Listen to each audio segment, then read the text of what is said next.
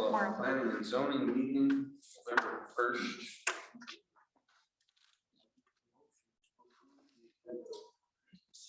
November 1st.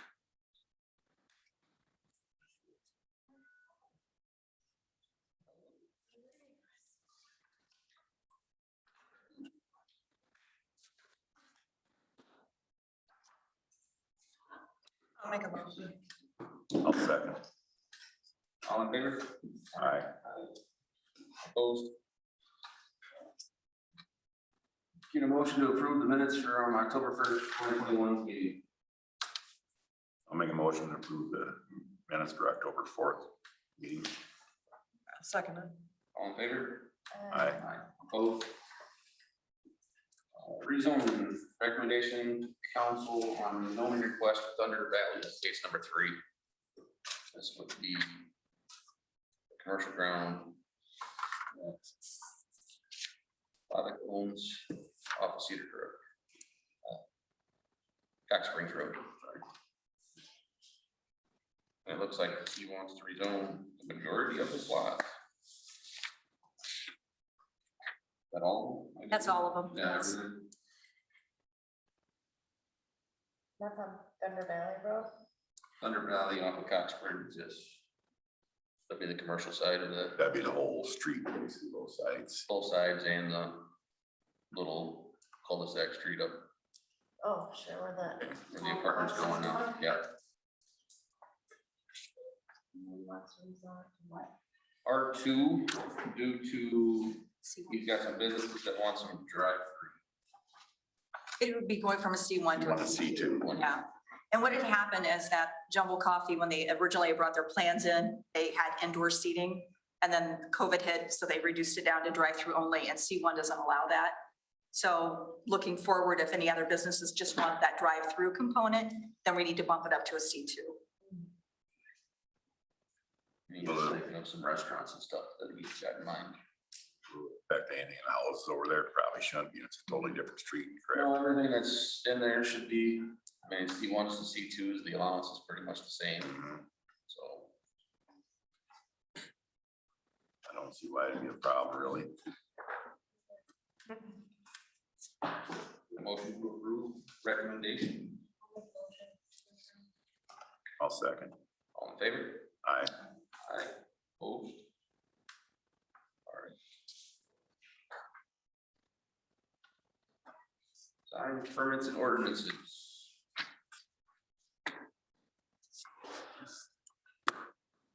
Justin, I believe this is something that you wanted to talk about, so that's why we put it on this agenda. And we've had a lot of different sign applications come in.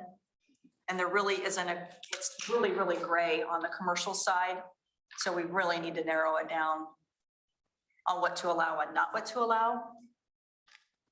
Rick from Lang Signs, he did offer up his expertise in helping the group kind of go back and revise or just completely rewrite the entire ordinance. And I put in the notes that it made the comment, Dubuque had the best sign ordinance that pretty much covered everything. So again, just food for thought. And I realize nothing's going to get knocked out at this meeting, or probably for a couple of meetings, but hopefully going into the winter months, it's a good opportunity for us to take a look at this and rewrite it.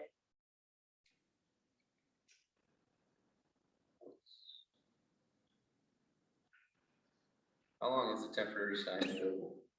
Do we have anything that specifies how long a temporary sign can be there? I'm sorry, I didn't continue that. A temporary sign? Yes, We have nothing that says how long a temporary sign can be up, right? yeah, it's in there. Temporary signs are like political signs, real estate signs. Or a temporary business sign, Give me an example. round twos. Oh, that is on boards, yeah. But with the 2x4? Yeah. Yeah, the 2x4s. Yeah. Coming out of Fairway yesterday or Saturday, and I'm like, wait a minute. That thing should probably not be there anymore, but it's been up since he started construction. I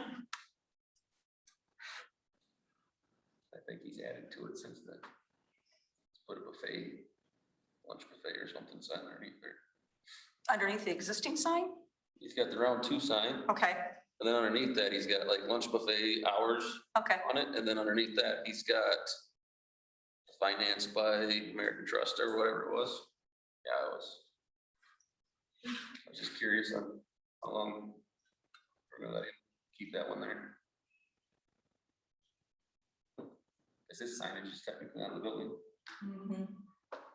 And if you look into what we currently have, that's not covered. So there's no way we can police it. Mhm. Who does police this stuff? Right now, it's me. And once we get a building inspector in position, then that would be something that he would work toward doing. And he would also be very integral in rewriting a lot of these and bringing them back to planning and zoning for review and approval and recommendation to the city council. But we're still a few months out on getting that position filled.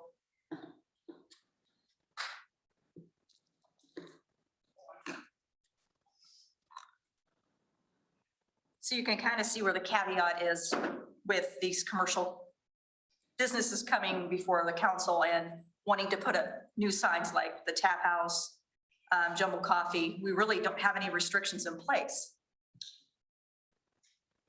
Is there anything in there about like how far away they can be away from the street and blocking views and? Well, that would be, you'd have to abide by the setbacks. I mean, obviously you can't be in the right of way. There are some restrictions, but they're very, again, gray, and in this particular ordinance, they really pertain to residential. They don't look to that commercial component. It's so old, you know, and this is when Peosta was very, very small. And they didn't have that commercial component.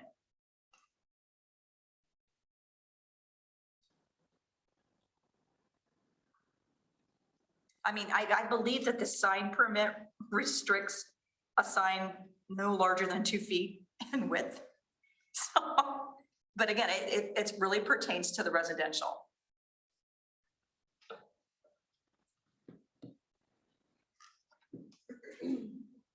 So I would encourage you What's to take a look there at, for- is there anything in there for permanent signs, I'm sorry. for permanent signage? Is there anything in there for that?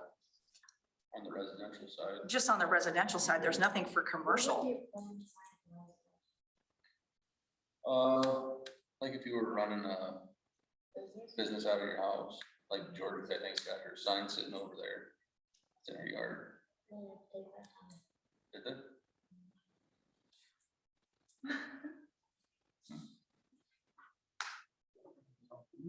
Huh? I didn't pay attention. Remember seeing it there. It was there for like a couple of days. And that's when they would be annexed into the city.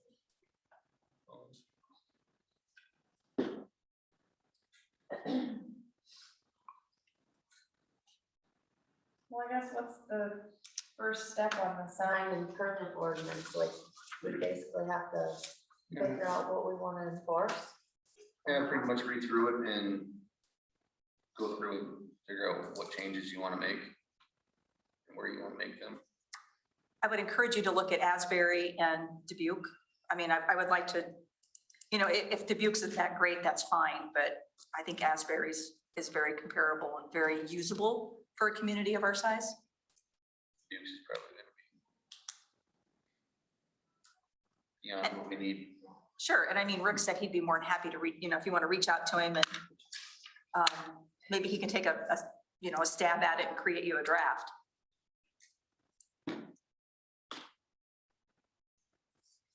That'd be somewhere to start with anyway, there to have something like that to go on.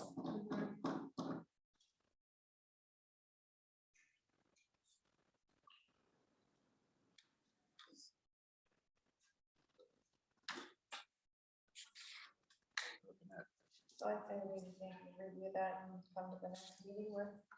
It's gonna be a running thing. Yeah, you're gonna have several revisions and back and forth. Yeah. I would agree. We can table it for future discussion. Now, this is going to take at least 3 months to get through, but this is really a good time of the year to be doing it since hopefully construction will slow down a little bit. Mhm. Pools and spas. I've had numerous people call me regarding this, mainly Again, Mary Jo McLean over in Royal Oaks. There's a lot of people, well, not a lot of people. There was one person that wanted to put in a pool. And after doing research on the covenants, you know, I said, you need to look at your covenants first. And if you can, then you have to abide by the Iowa Code 135I, which regulates pools and spas. And then found out that this gentleman was gonna build a pool on property he didn't own. So I kind of faded off. Then there's a home over here on 7761 Birds Road. It's for sale. Yeah, and those people that were putting an offer in wanted to put a pool in, so they wanted to know what rules and regulations we had. I said, we do not have any. You have to rely back on your covenants. And then again, if that allows it, then you have to abide by Iowa Code 135I. I think it's a good idea to have something in place locally. I would hate to see somebody get hurt and then come back and sue the city saying you didn't have any rules and regulations. Again, it's just protecting us, and it's protecting the homeowner and other people around them to make sure that the electrical or gas lines that are ran to these pools are, you know, installed correctly, that there's a fence up and that it was, you know, inspected to make sure that it was safe. It had the proper latching mechanism on it. So again, it's an insurance policy for us and for others. So again, food for thought. This is a great time of year to be looking at this. Asbury has a great ordinance in place, so I would recommend that we look at theirs and kind of tailor it to our needs. So essentially, does like the state of Iowa code or the national code trump any pool, so you can put a fence around it? Technically? I think you're required to by your insurance company. Yeah. But you're right. I mean, state law is going to trump our law, but we can put regulations in there, not in the code, to kind of balance it out. And that would be like a Doug Herman question once we get our ordinance in, you know, written, and he can review that. Yeah, because just walking around Peosta, there's a ton of pools that don't have any, Right. no fencing. And see, then if we do pass something, then we can enforce that and say, according to our ordinance and state law, then you have X amount of days to get a fence up. You know, we can't go back and then, we probably could go back and inspect if there was a gas line there or electrical, just, you know, again, for our own reassurance, but we can go back and give them so many days to become compliant. And I think that's fair. And I think as a homeowner, if you did have a pool, that you would want that, because good Lord, I couldn't imagine. So how does that work though? Like Heather was saying with the covenants, even though they're not enforceable at the city level, if the covenants does not allow fencing within that neighborhood, then what happens? We would trump the covenants, and then state law well, would you trump could us. get, like a lot of above ground pools have railings that just have a gate latch on them. Right, but if they wanted to put a fence up, they could, right? Are you technically? I don't think you could technically put a yard fence up. I think When I had a pool in a subdivision, we had the railings because it was an above ground pool, so we had the, and that satisfied our insurance company, because the only entrance into the pool was off the deck, and the deck was attached to the house, and there were gates that locked, self-latching gates. What about the pool covers that you can't? Like, I know Dyersville has quite a few pools that have the covers that you can walk automated across. covers. Again, I think that would be back to your insurance company, and that's something that we're gonna have to look into. That I don't know what the Iowa code says. I just know that it'll trump us, and I know that that's what people that are calling here that are wanting them, that's how I kind of steer them at this point. Because like, we really have nothing here that we can, regulate. Most strictest. The one that trumps. It'll always go to the most strictest law. Yeah, it'll supersede and prevail. Yeah. So if our law was more strict than theirs and we just said no pools, then But I think the thing that, no pools. no pools. The thing that'll save us is that the inspection will be done, the gas line is safe, the electrical's safe. I mean, if we can help prevent an accident, then that's, a level of comfort for me and for the city. The covenants are only good for what, 15 years? They can self-renew. Sometimes there's language at the end that says it'll self-renew in perpetuity if nobody contests it. So, gotta read those covenants. I know there's a lot in here, people don't realize it. Yeah, And that's why I was asking, and, but Annette is saying that ours would supersede I'm sure ours will supersede and prevail once we have an ordinance. the covenants, which, I'm gonna have to ask Doug. yeah, we would probably want But to. I would think it would. What's the city's view on fences? We allow fences. We've Yeah, got we have a we've got a fence. fence ordinance that you have to put up a certain type of fence. It can only be so tall. It's gotta be so far away off the right. Can't be in the front, can only be on the Yeah. side and the rear. Side and rear. Again, this is just food for thought. It's totally up to you guys to make, if you want to move forward and talk more about it. Yeah, I think we should probably have it done by the spring. I just wanted to give you something to do over the winter months. Yeah. So. I know. Right here, Angie. Right here. Gotcha. For those of you who will still be here. Yeah, you traitor. What is this process? What's that? Backside? Those are the letters that. The letters that have to be sent out. Oh, for the rezoning, Yes. yeah.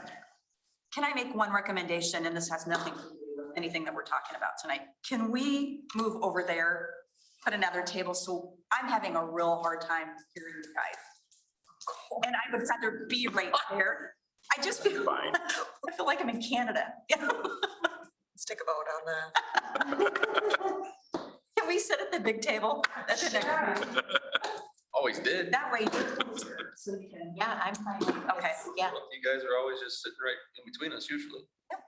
Okay, that's all I I don't wanted. remember when we went COVID, Oh, is this and I fine? think when we started. started the video stuff back and forth. I did hear some feedback when we had you sitting over there with your back to the people so we won't do that again.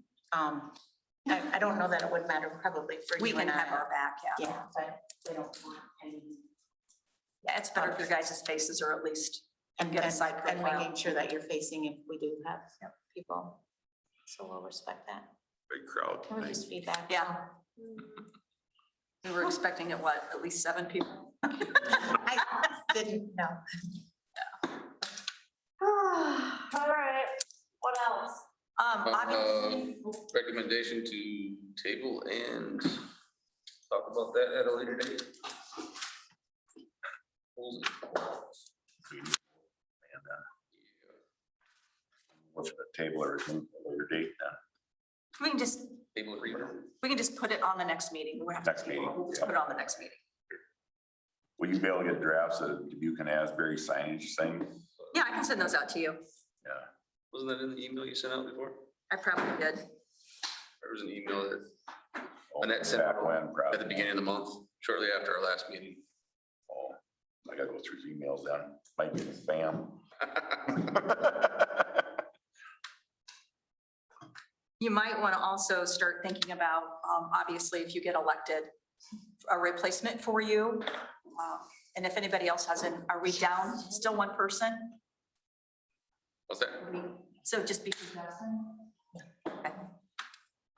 So just keep that in the back of your mind, Justin, if you know somebody that you'd like to recommend or interested in. And then who would want to take over the chairman position? Vice chair would probably fill until the vote's up again. And I really see it the next few months, once we get through these 2, then we get the building inspector in position, and then you're gonna start seeing a lot of these ordinances come back to you for review and then recommendation to the council, because that's the goal. Is I want to try to get these, all of them updated. I thought, I had this crazy idea I was gonna be able to do it in the first year, and I'm coming up on 5 months, and it's not gonna happen in a year. Other business? Motion to adjourn. Motion to adjourn. Favor? Aye. Check your emails. If you do not have those, the Yeah. Asbury, just let me know. I'll go back.